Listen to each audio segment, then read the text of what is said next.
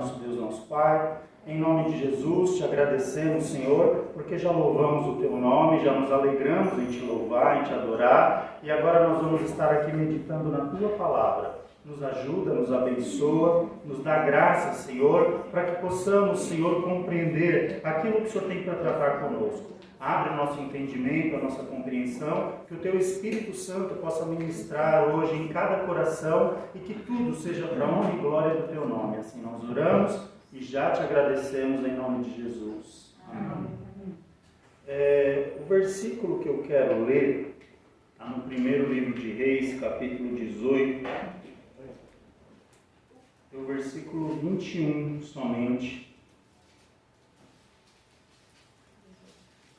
Primeiro livro de Reis, capítulo 18, versículo 21.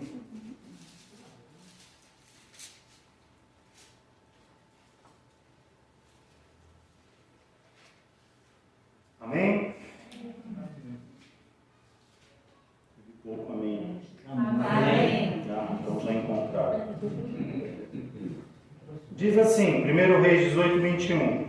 Então Elias se chegou a todo o povo e disse: Até quando cocheareis entre dois pensamentos? Se o Senhor é Deus, seguiu, e se Baal, seguiu. Porém o povo lhe não respondeu nada. Amém? Quando nós lemos esse versículo, eu não sei, eu já li esse versículo não sei quantas vezes, já falei sobre esse assunto, não sei dizer quantas vezes. Mas eu nunca tinha atentado para esse versículo da maneira que Deus abriu o meu entendimento hoje. Isso aqui é muito preocupante, cochear entre dois caminhos para um povo que já é chamado de povo de Deus. Elias, quando está dizendo isso, ele não está dizendo para uma nação vizinha, ele não está dizendo para um povo incrédulo, ele não está dizendo para um povo que não tem comunhão com Deus. Ele está falando isso para o povo de Israel. E quando ele fala isso para o povo de Israel, vale a gente lembrar que Israel, eles são chamados, né, de nação do Senhor, né, quando eles oram as suas orações. O Deus de Abraão, o Deus de Isaac, o Deus de Jacó, quer dizer, eles vêm lá de trás, puxando tudo. O Deus que nos tirou da terra do Egito, e ali eles vão falando de Deus, falando de Deus, falando de Deus, falando de Deus, mas o conceito deles mesmos sobre Deus era duvidoso. Então como que alguém pode orar usando o nome de Deus, mas não ter convicção do Deus que ela serve?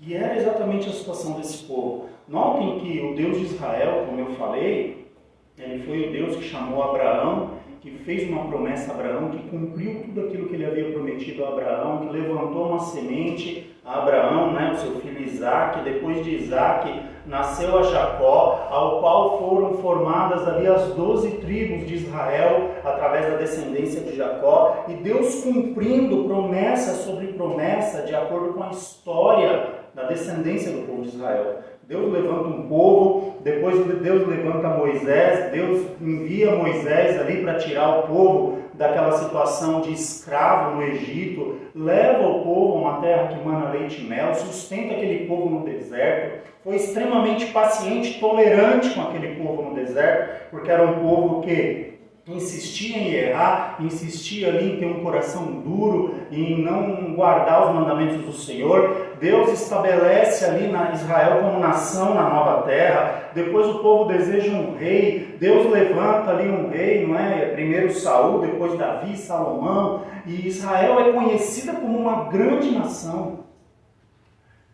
Mas diante de todos esses feitos de Deus, o povo chegou a uma situação, aqui, quando Elias fala sobre esse versículo, que o povo estava duvidoso a quem seguir como Deus.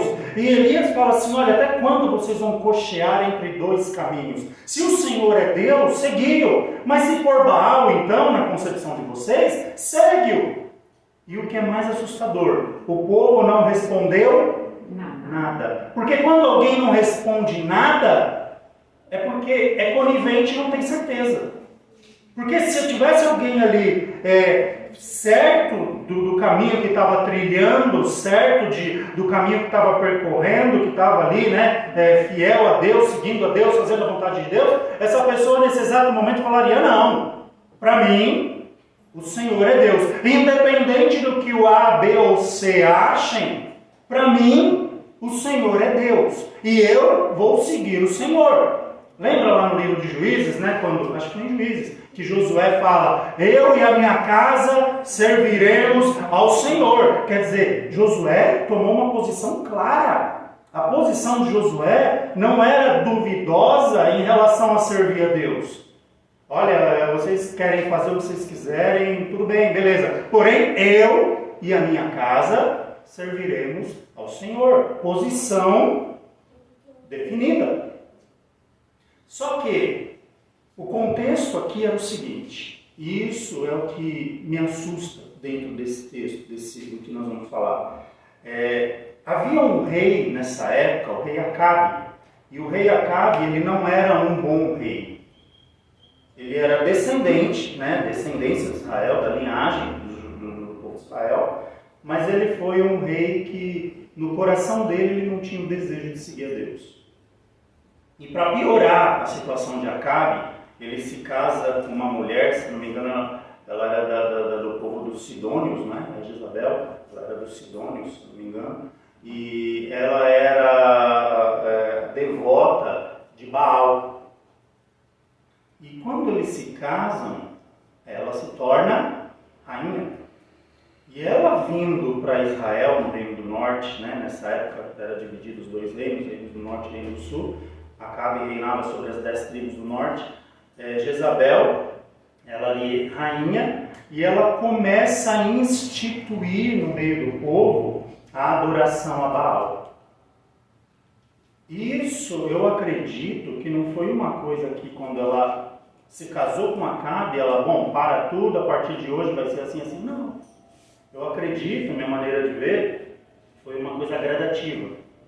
Ela foi incluindo no meio do povo. Incluiu os bosques, os sacrifícios a Baal. Deve ter começado como uma coisa discreta e aquilo foi ganhando proporção. E o povo via ali, né, começou a vir sacerdotes de Baal para Israel. E Jezabel talvez fosse ali sacrificar a Baal. E o povo de Israel, oh, mas o que será que ela está fazendo? É a mulher do rei. E algumas pessoas foram ficando curiosas, e bom, se funciona para ela que é rainha, para a gente deve ser legal também. E foram começando a se envolver, a ponto que chegou um momento na vida do povo que eles já não sabiam mais quem era Deus na nação.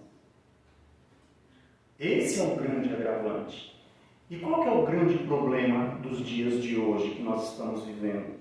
A gente já falou aqui em outras oportunidades, hoje a nossa geração vive um tempo de inclusão. Inclusão. Tudo é acrescentado. Os irmãos já perceberam isso? Eu li uma matéria essa semana que eu achei muito interessante, eu não lembro onde eu li tanta coisa, mas um irmão, ele compartilhou uma publicação assim, que foram a um restaurante, e nesse restaurante, todo moderninho e tal, chegaram com um cardápio lá de gêneros.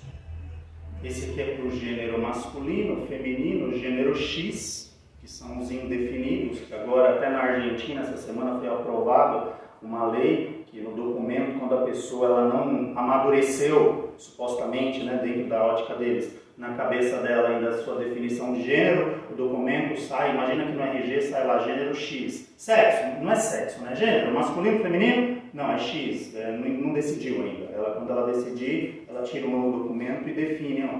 Então vem um cardápio com gêneros. Olha, esse aqui é para o gênero tal, tem um cardápio que a gente preparou aqui, umas comidas para o gênero tal. E a pessoa que estava sentada à mesa, mas por que esse cardápio é assim? Não, porque nós estamos vivendo uma época de inclusão. Então nós não podemos deixar ninguém de fora. Aí essa pessoa virou para aquela mulher que estava ali atendendo, né, a garçonete, muito simpática e tal. Falou, legal, já que é um tempo de inclusão, tem uma pessoa que a gente quer trazer aqui que ela é cega. Você tem um cardápio em braille para essa pessoa? possível que você não tenha um cardápio em braille. E eu tenho também aqui uma pessoa que virá aqui, que ela é autista. Você tem uma paleta de cores, um cardápio, né? Porque o autista tem eu não sei como chama, tem um nome, não sei o nome. Mas é através de cores ali, para eles saberem se identificar e tal. Para a pessoa que é autista, também não tenho. Era de se esperar que você não tivesse. Então, vai vir uma pessoa aqui que ela é surda-muda, você tem uma pessoa aqui que se comunique por libras para poder passar a informação, e essa garçonete já nervosa, sem jeito, ela fala, não temos. Ele fala, peraí, vocês querem incluir o quê? Qual é a inclusão que vocês estão querendo empurrar para cima da gente? Porque já que é para incluir, a gente tem que incluir todo mundo. Não é só questão de gênero. Tem pessoa que não enxerga, que precisa de um cardápio em braille. Tem pessoa que é autista, que não consegue ali se definir. Ela precisa de um cardápio próprio para um autista. Tem pessoa que não ouve, não fala. Precisa de alguém que saiba ali a linguagem de libras, de gestos, para poder se comunicar, para essa pessoa poder fazer um pedido. Então vocês estão incluindo o que vocês querem incluir e não o que precisa ser incluído. E o grande problema nessa história toda está aí, por quê? Porque como nós vivemos hoje a época da inclusão, as pessoas não aceitam você contestar. Vai falar que você é contra alguma coisa. Manifesta a sua opinião. Escreve numa rede social, numa publicação lá, que você não concorda com aquilo, você vai ser metralhado. Mas por que as pessoas têm esse conceito, eu sou obrigado a concordar com tudo que se chama de inclusão para dentro da casa de Deus? Não. Porque tudo aquilo que fere a palavra de Deus deve ser repelido e não incluído. O grande problema da nação de Israel aqui foi que eles foram incluindo sacrifícios a Baal, sacrifícios a Azirá, sacrifícios a outras divindades pagãs. E com a aprovação da mulher do rei, que era uma autoridade, é como se alguém falasse assim para você, olha, você vai ter que me aceitar desse jeito hoje porque é lei. Quer dizer, tudo bem, você pode frequentar, você pode vir, pode se sentar, mas não quer dizer que eu sou obrigado a concordar. Porque eu tenho meu ponto de vista sobre isso. E quando a igreja começa a aceitar tudo, ela corre o risco de perder sua identidade. Lembra aquela história que eu sempre falava, né? Vou repetir porque faz tempo que eu não falo, do colecionador de moedas? Quem lembra da historinha do colecionador de moedas? Tinha um sujeito lá que ele colecionava moedas, né? E ele ficava ali horas na moeda verdadeira. Ele olhava para a moeda verdadeira, olhava, e anotava, e olhava, e observava, e virava de um lado. Aí um dia alguém chegou lá e falou, escuta, por que você perde tanto tempo com uma moeda só? Você tem diversas moedas aqui para você analisar, para você conhecer, e você fica só nessa. Ele falou, não, porque essa é verdadeira. As outras são falsas. Quanto mais eu conheço a verdadeira, mais fácil eu identifico a falsa. Se eu começar a olhar para todas, vai chegar uma hora que eu vou perder a referência da verdadeira. Eu já não vou mais saber qual que é a verdadeira e qual que é a falsa. E os dias que nós estamos vivendo hoje está proporcionando isso. Porque hoje tem crente para todo gosto, tem igreja para todo gosto. Tem gente que está na igreja e não larga os vícios. E acha que vai ficar tudo bem assim e tem que continuar assim, sendo que Deus não age assim. A palavra de Deus, ela não flexibiliza isso. Ainda quarta-feira nós trouxemos uma palavra aqui, vejam bem o que eu vou dizer. Existe um grande erro das pessoas, a gente está falando do filho pródigo, que é achar que a pessoa primeiro precisa deixar um vício para vir à igreja. Isso é um erro. Porque o filho pródigo, ele foi limpo na casa do pai. Enquanto ele estava no chiqueiro, ele estava sujo e fedido. E ninguém se limpa no chiqueiro, isso é um engano. Eu já cansei de ver gente falar assim, olha, o dia que eu parar de fumar, eu vou para a igreja. O dia que eu parar de beber, eu vou para a igreja. Não, Deus não quer que você pare de fumar, que você pare de beber para você vir à igreja. Deus quer que você venha à igreja como você está, para que aqui Ele possa te abraçar, aqui Ele possa trocar suas roupas, aqui Ele possa te dar uma aliança, restaurar a comunhão e fazer de você uma nova pessoa. Porque ninguém é limpo no chiqueiro. Não tem como você lavar alguém na lama. Você joga água, você limpa, a pessoa se mexe e suja de novo. Aí você vai lá, joga mais uma aguinha, passa um shampoo, um sabonete, ela dá uma rolada ali, está toda suja de novo. O primeiro ponto para alguém ficar limpo é sair da lama. Quando a pessoa opta, ela escolhe, ela faz uma opção, eu vou sair da lama, eu vou para a casa do Pai. Aí ela chega na casa do Pai, suja, fedida, com fome. Mas aí Deus começa a trabalhar. E Deus vai ajeitando e vai limpando. E tem roupa nova, e tem comida boa, e tem perfume, e tem sabão. E Deus vai limpando. Então a gente precisa entender isso. Porque as pessoas hoje querem se limpar no chiqueiro. Quando você começa a incluir esse processo de limpeza, já começa a deixar de ser eficaz. Por quê? Porque o que limpa é a palavra. Vós estáis limpos pela palavra. O que acrescenta a nossa fé é a palavra. O que a pessoa vai tendo para aumentar a fé, a sua convicção, o seu fortalecimento? O que mata a sede, que mata a fome é a palavra. Lembra aquela passagem lá de João 4, aquela mulher suja? Havia se casado com vários homens, o que ela vivia naquela época não era o marido dela. Na lama. Aos olhos dos outros, sem esperança. Ela se escondia das pessoas na hora de buscar água. Ela subia lá um monte, que nós falamos, lá no Poço de Jacó, um monte de quase 800 metros de altura, na hora do almoço, na hora do sol quente, porque ela tinha vergonha de ir cedinho junto com as outras mulheres, porque ela era zombada, ela era mal vista. Mas Jesus marca um encontro com aquela mulher. E quando Jesus começa a conversar com aquela mulher, uma das coisas que Jesus fala para ela, fala assim, olha, quem ouve as minhas palavras e crê, uma fonte de água jorrará do seu interior para a vida eterna. Quer dizer, se não tivesse contato com a palavra, não tem limpeza, não tem vida em si mesmo.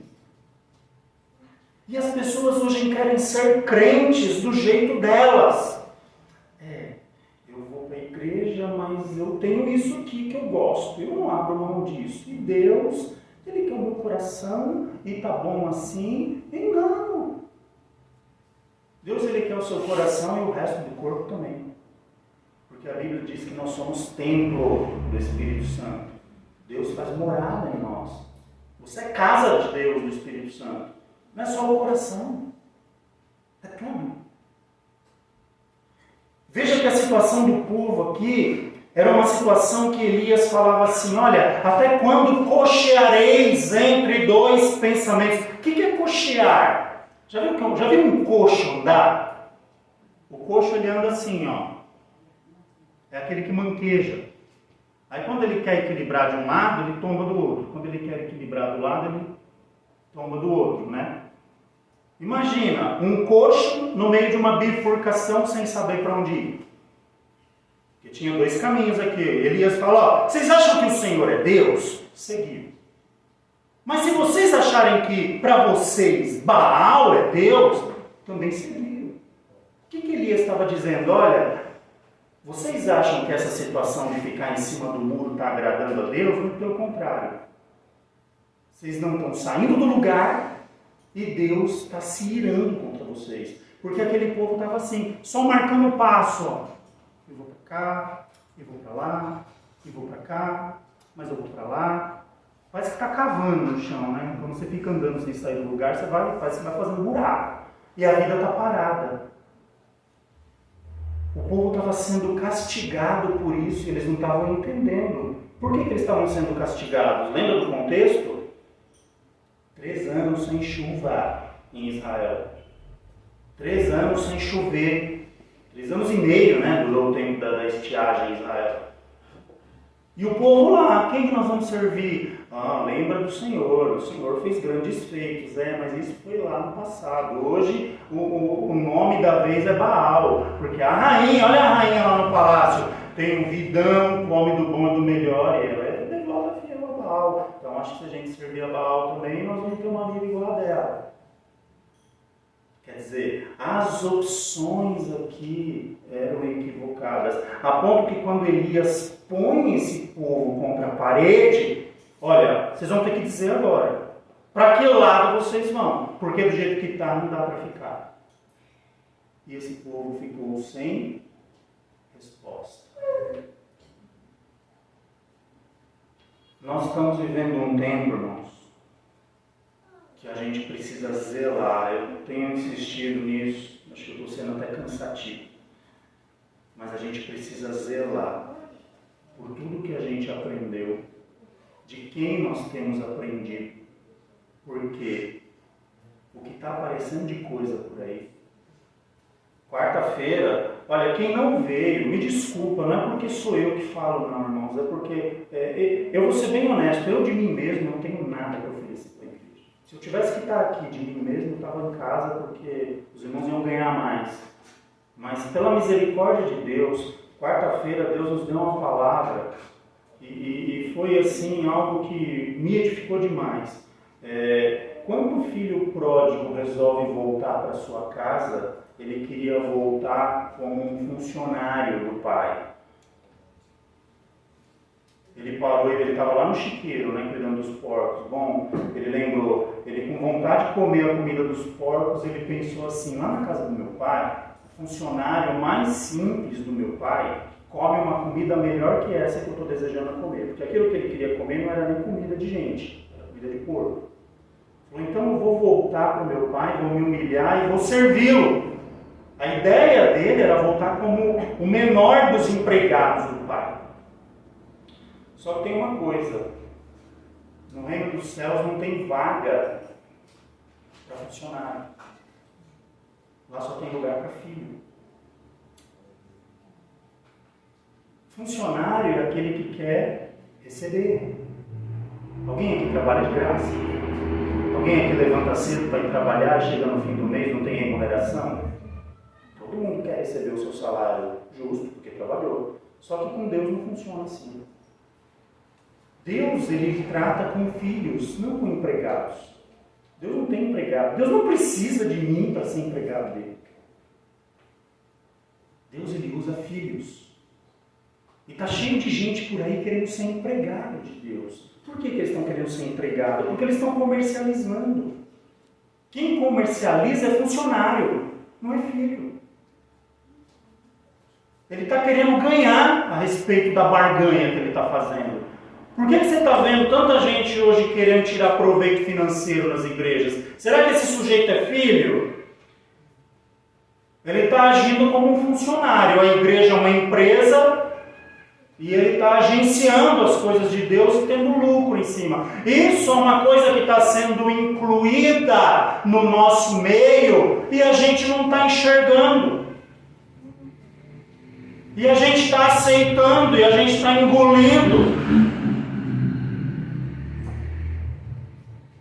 Quer ficar assustado com outra coisa? Sabe de quem que é a culpa disso?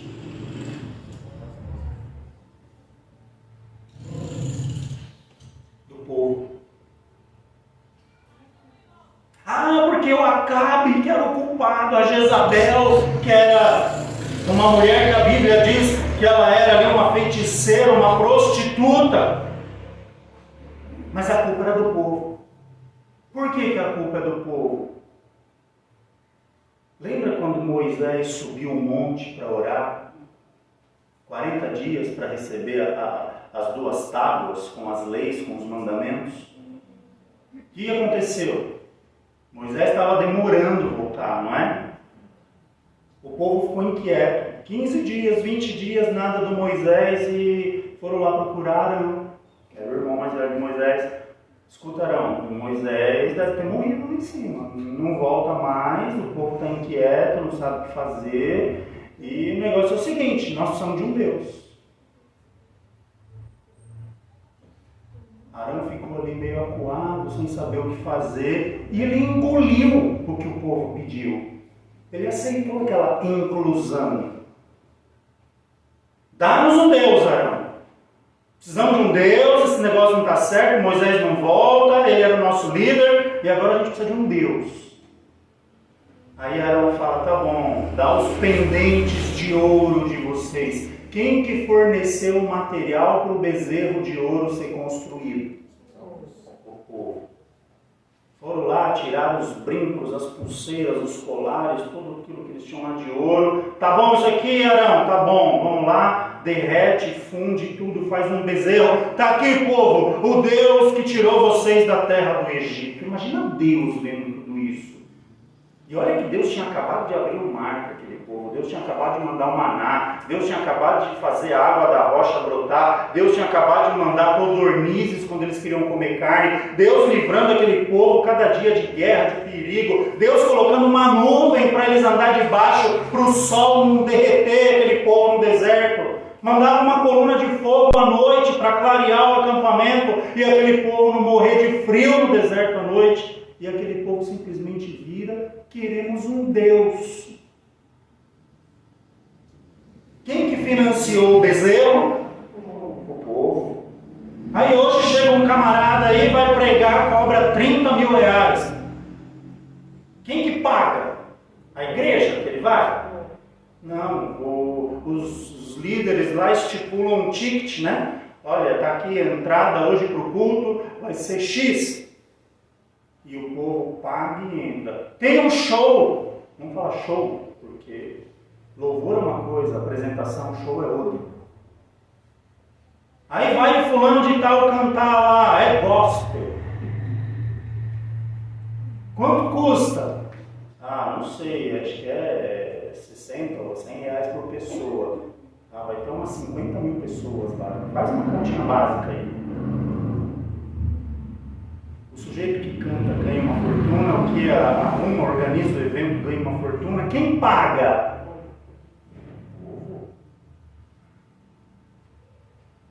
Sabe o que o povo está fazendo com essas ações? Construindo bezerrinhos. Porque eles não estão lá para adorar a Deus. Vamos falar a verdade. Eles estão lá para ver o artista, para se divertir, para cantar. Isso é uma idolatria moderna. Porque idolatria é tudo aquilo que toma o lugar de Deus no seu coração. Às vezes tem gente que acha que ídolo é um objeto. Não é só um objeto. É tudo aquilo que preenche o teu coração, que toma o lugar de Deus dentro do teu coração, é uma idolatria. Tem gente que idolatra o dinheiro. Jesus falou, mesmo contexto de Elias aqui, lá em Mateus 6, quando ele fala sobre as riquezas. Olha, vocês sabem que vocês não podem servir a Deus e a Mamon. Vocês não podem ser servos de Deus e escravos do dinheiro. Porque o dinheiro ele é um excelente mordomo, mas ele é um péssimo empregador. Então ele escraviza. E as pessoas aqui estavam absolutamente nessa situação. Deus fez tanto por aquele povo e eles não souberam responder uma pergunta clara, objetiva. Eles ficaram sem resposta.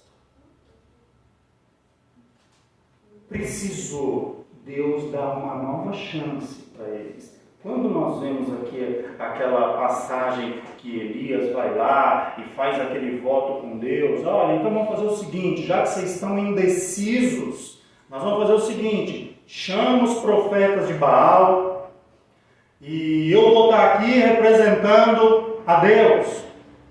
Vieram lá 450 profetas de Baal, mais 400 profetas de Azerá, cerca de 850 estavam lá. Falou, vamos pegar 2 bezerros, 2 novilhos, acho que era bezerro. E vocês escolhem, deixa eles escolherem qual que eles querem. Aí vocês vão preparar o bezerro, vão levantar um altar e vão clamar a Baal. E eu vou fazer a mesma coisa e vou clamar a Deus.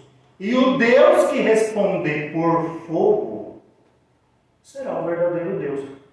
Vocês não sabem para onde vocês vão, não é verdade? Vocês estão cocheando entre dois pensamentos. Estão ali, sem sair do lugar. Não sei se vou para cá, não sei se vou para lá, não sei se me defino por Deus, não sei se me defino pelo mundo, por Baal. Mas aqui o contexto era, olha, o Deus que responder com fogo é o Deus de verdade, e vocês tomem sua decisão.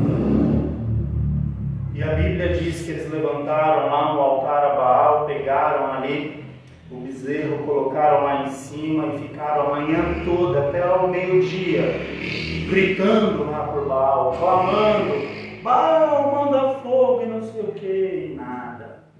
Elias até dá uma zombada, né, da turma lá, escuta, fala um pouco mais alto, vai ver que Baal é surdo, vai ver que vocês não estão falando muito alto, ele não deve estar ouvindo muito bem, aumenta um pouco o volume aí. E aí eles começaram a se flagelar, se retaliar e nada do Baal responder. Deu meio-dia, Elias, tá bom, agora é minha vez. Aí Elias vai lá, a primeira coisa que ele faz, repara o altar. Quem é o altar de Deus, irmãos?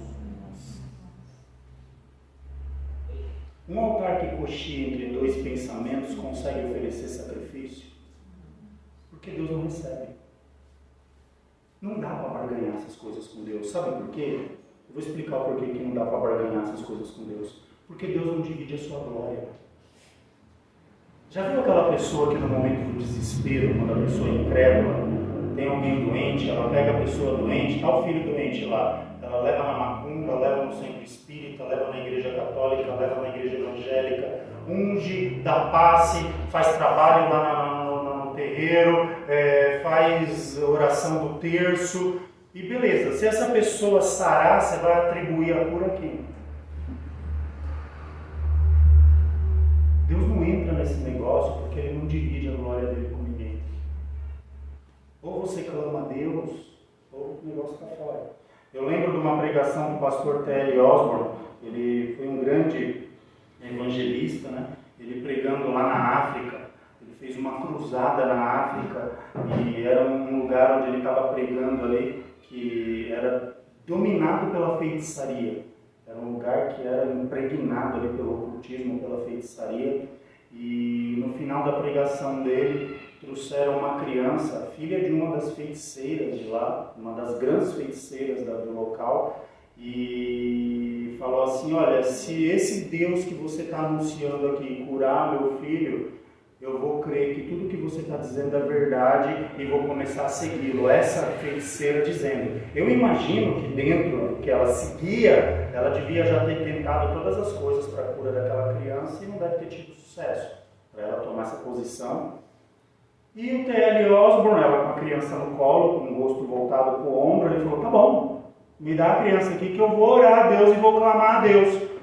E quando ela vai dar a criança, ele pergunta, qual que é o problema da criança? Quando ele vê a criança não tinha os olhos. Não é que ela era cega, era liso, não tinha o globo ocular. Tinha uma deformação, uma má formação. E a criança era liso aqui. E ele dizendo, tem até um livro dele que fala sobre isso, ele dizendo que quando ele pegou aquela criança que ele olhou, ele falou que a princípio as pernas dele amoleceu. Mas ele falou, não, eu creio, eu tenho convicção do Deus que eu prego. E ele pegou aquela criança e pôs a mão no rosto da criança assim, e começou a orar e clamar a Deus. E para a glória de Deus, a carne do rosto daquela criança foi rasgando e saíram 2 globos oculares do rosto daquela criança.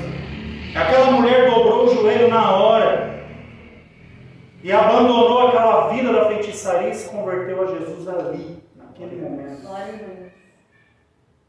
Quer dizer, são situações que Deus permite porque Ele tem o propósito de glorificar o nome dEle. Por que hoje a gente não vê mais tanto dessas coisas? Eu me lembro, não faz muito tempo isso, de um irmão testificando de uma vigília no Belém. Tinha uma pessoa lá que não tinha uma parte do braço aqui, ó. O braço dela vinha até aqui. Começaram a orar ali, orando e orando, aquilo foi rasgando assim, e foi saindo uma parte do braço assim, o braço formou inteiro. Isso é coisa de 20, 30 anos atrás. continua realizando sinais e maravilhas. O problema é que hoje, se Deus faz um negócio disso na vida de qualquer um, a pessoa não glorifica o nome de Deus. Porque ela vai atribuir isso a tantas outras coisas, a ciência, ao remédio, a não sei o quê, a outra entidade. E não glorifica o nome de Deus. Ninguém, ou não vou falar ninguém, mas poucos são os que têm a convicção e a fé de clamar a Deus e crer que verdadeiramente Deus pode fazer algo extraordinário na sua vida. Glória a Deus. Amém. Porque tem gente que ora a Deus, mas aí vem o ímpio lá oferecer um trabalho, não sei o que, fazer alguma coisa, e a pessoa aceita. E ela se sujeita a aceitar um emprego onde ela vai mentir, vai agir de má fé, vai fazer coisa errada. Quer dizer, ela está servindo a Deus? Ela está glorificando a Deus no trabalho dela? Não dá. É o que eu falo, ser crente aqui é fácil. É moleza ser crente aqui. 1 hora de culto não está sendo mais nem 2 horas. Moleza ser crente aqui, gente. Se a pessoa não conseguir ser crente 1 hora aqui dentro enquanto a gente está aqui, para tudo, está tudo errado. Mas e sair daqui e continuar sendo crente? E amanhã, durante o dia, continuar sendo crente? E depois de amanhã? Até domingo que vem, quando a gente vai voltar para cá. Pelo menos a maioria, não é? Alguns vão estar aqui na quarta e na sexta, mas a maioria vai estar aqui no domingo.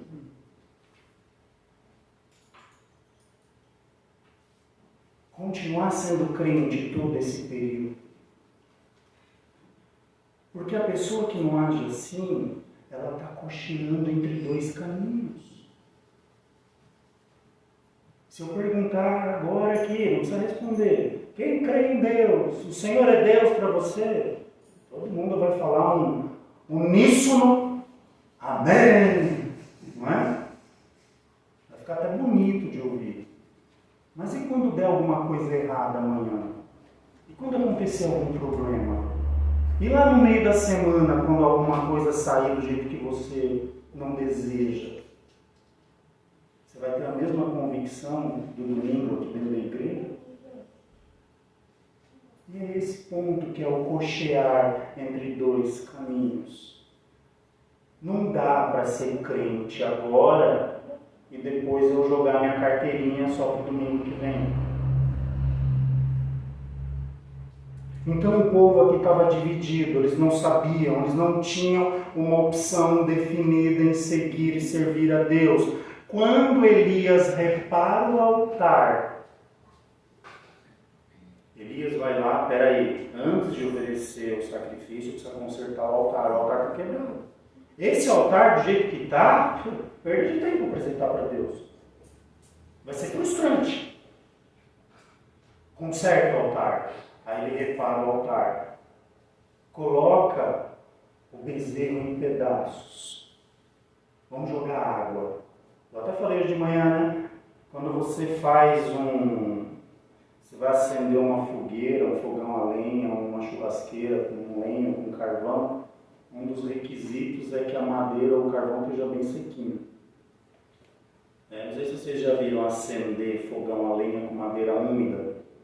Faz uma fumaça que só a misericórdia de Deus. Você não aguenta nem ficar no lugar. Quando a madeira está sequinha é uma maravilha, mas quando está úmida, aquele fumaceiro, você não consegue nem respirar. O carvão, para pegar úmido, você vai gastar 1 litro de álcool ali e não vai acender. Então Elias ele vai contra a lógica. Ele vai lá e joga 12 cântaros. Já. Por que 12 cântaros? Um para cada tribo de Israel. A água simboliza o quê? A palavra. Limpo. Vós estáis limpo pela palavra. Aleluia. E ali, o altar reparado, a oferta pronta e a água lavando tudo, Elias ora simples, uma oração simples, básica, poucas frases. Senhor, Esse povo não sabe a quem servir. Se tu é Deus mesmo, Israel, volta para eles. Que caia fogo do céu e consuma o sacrifício. Vem uma labareda de fogo do céu, consome o sacrifício, queima o altar ali e tudo, lambe aquela água. Ele tinha cavado assim um círculo em volta do altar, que ficou cheio d'água, a água acumulou ali, aquilo ficou tudo seco. Aquela rajada de fogo foi lá e consumiu tudo. Aí Elias olhou assim para o povo, né, como quem quer dizer, e aí? Sabe para onde ir agora? E o povo brada, só o Senhor é Deus. Glória a Deus. Quando o povo toma uma posição, só o Senhor é Deus. Baal, acaba com Baal. Elias mata os profetas de Baal. O povo vem, Elias vai junto lá, eles sacam a espada e eliminam aqueles profetas de Baal. Passado isso, Elias sobe de novo lá no Carmelo, no Monte Carmelo, ora a Deus 3 anos e meio sem chover. Deus fala assim, olha, vai lá Elias, avisa Acabe que vai vir uma grande chuva. Acabou a estiagem, acabou o tempo de seca. Por quê? Porque Acabe se converteu? Não, Acabe era o mesmo, coração duro, o mesmo sujeito que não guardava os caminhos do Senhor. Jezabel ficou pior do que era, porque ela ficou revoltada dos profetas de Baal terem morrido. Mas o povo que estava indeciso, tomou uma posição diante de Deus. E era isso que Deus queria. E quando o povo toma uma posição e proclama que só o Senhor é Deus, o que eles deviam ter respondido quando Elias perguntou a primeira vez, e ninguém falou nada, o período de seca termina. Aí tem gente que questiona, mas por que na minha vida dá tudo errado? Por que nada vai para frente? Por que parece que está tudo travado? Por que parece que eu não saio do lugar? Tem uma pergunta de Elias que você pode usar para a sua vida. Elias perguntou para o povo não soube responder. Você vai saber responder? Se você fizer a decisão certa, amém? Aí começa a buscar a Deus de fato, que você vai ver que as coisas vão mudar. Mas se continuar dividido, não, é porque eu amo a Jesus, mas eu também amo aquela cachaça. Eu amo a Jesus, mas eu amo o cigarro. Eu amo a Jesus, mas eu não me liberto da pornografia. Eu amo a Jesus, mas eu não deixo de ir na balada, no baile funk, não sei o que lá. Até quando cocheareis entre 2 caminhos? Deus não vai dividir a glória dele com ninguém. Ou é ou não é. E o que é mais interessante é que Elias fala assim, olha, o Baal é o caminho errado. Não, se vocês acham que tem que servir a Baal, vai atrás dele então. Mas toma uma decisão. Lembra quando Jesus, para a gente já encerrar, quando Jesus uma vez ele estava falando para os discípulos, olha, porque o meu corpo, ele vai ser moído por vós, e todo aquele que comer, vocês vão ter que comer do meu corpo, beber do meu sangue. E o povo ali ouvindo aquelas palavras, começaram a achar aquele discurso duro. E como a Bíblia diz, começou a sair um por um. Estava cheio de gente ouvindo Jesus, começaram a sair um por um. Aí ficou só os discípulos. Sabe o que Jesus falou para os discípulos? Querem ir embora também? Se quiser. Como diz, né? A porta é a serventia da casa. Porque uma coisa que Deus não tolera são pessoas ignorarem a palavra dele. Elias está dizendo aqui, vocês acham que Baal é Deus? Vamos seguir Baal. Lá no final vocês vão ver quem que é Deus de verdade. Lá no fim das contas vocês vão ver quem é que estava certo e quem estava errado.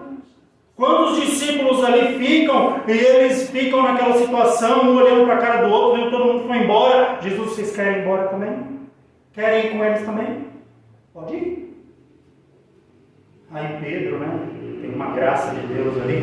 Ô Senhor, para onde iremos nós? Só tu tens as palavras de vida eterna. Bem-aventurado és tu, Pedro, porque não foi carne e sangue que tu revelaste, mas foi meu Pai que está no céu.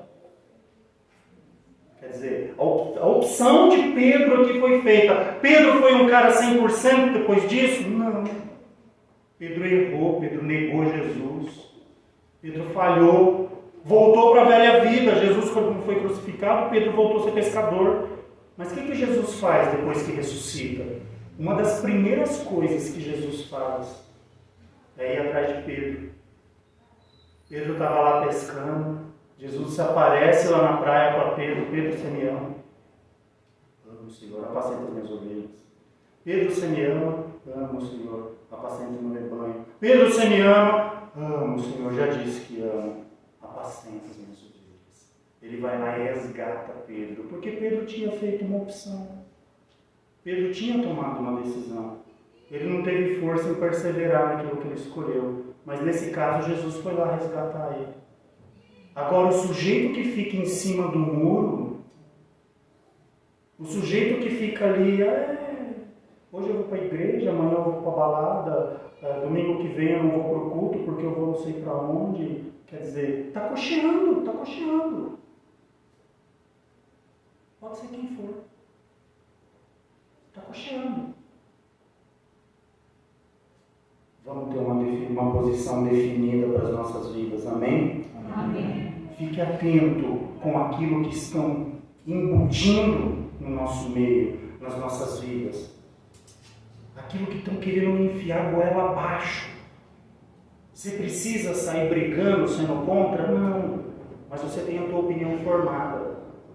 Olha, se vier perguntar minha opinião, eu vou falar abertamente. Vou falar, eu não sou a favor. A Bíblia diz assim, assim, assim, e eu estou com a Bíblia. Não abro. Uma vez uma pessoa me procurou e falando, né, sobre questão de opções sexuais, não sei o quê. E aí, o que você acha? Eu falei, olha, eu não vou falar de pessoa. Eu não vou dar minha opinião nomeando alguma pessoa. Mas se você quiser a minha opinião sobre postura, sobre posicionamento, eu te falo. E o que eu tenho para falar é isso. A Bíblia diz assim, assim, assim e assim. Quem quiser ouvir e entrar por esse caminho, bem-aventurado. Quem não quiser e contrariar e achar que tem que ser o que ele acha que é certo, o que eu vou fazer? Lá no fim nós vamos ver quem está certo e quem está errado. Eu não vou pegar ninguém pelo colarinho e falar, não tem jeito. E isso vale para tudo, vale para tudo. Vamos ficar com a palavra de Deus. Amém, irmãos? Amém. Deus abençoe, que o Espírito de Deus fale melhor a cada coração. Vamos ter as nossas posições diante de Deus bem definidas na nossa vida. Amém? A fidelidade a Deus. Crente tem uma multidão, mas crente fiel são poucos. São poucos. Crente fiel são poucos. Falo isso sem medo de errar. Então nós vamos entrar para essa minoria. Ou vamos continuar nesta minoria dos crentes fiéis. Amém? Amém. Vamos orar a Deus?